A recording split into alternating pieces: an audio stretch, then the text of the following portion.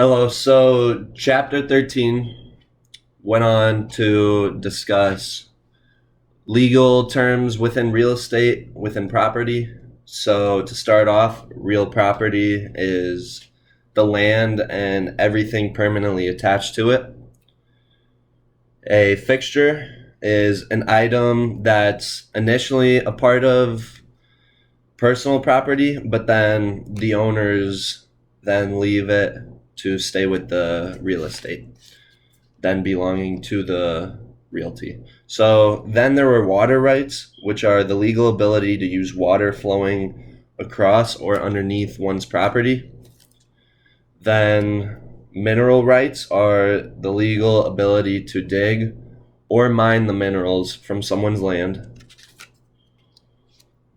A deed is an instrument of conveyance of property.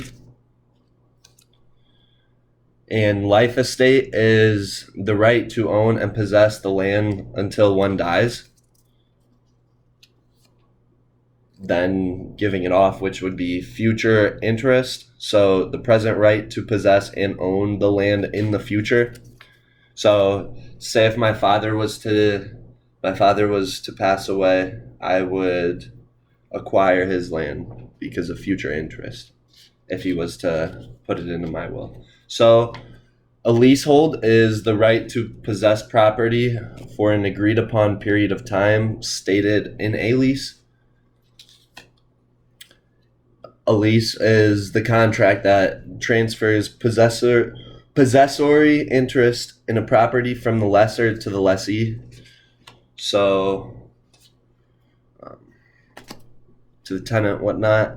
Easement is an irrevocable right to use some portion of another's land for a specific purpose. So, for instance, if I'm a farmer and I want to go get some beans, I can't go to some random person's land and drive through their backyard, then go into the fields and harvest their beans. No. So I would have to own the personal property myself, real property, then harvest my own beans that I would own. So that's what an easement is. I had also learned a license is actually needed to be on someone else's property.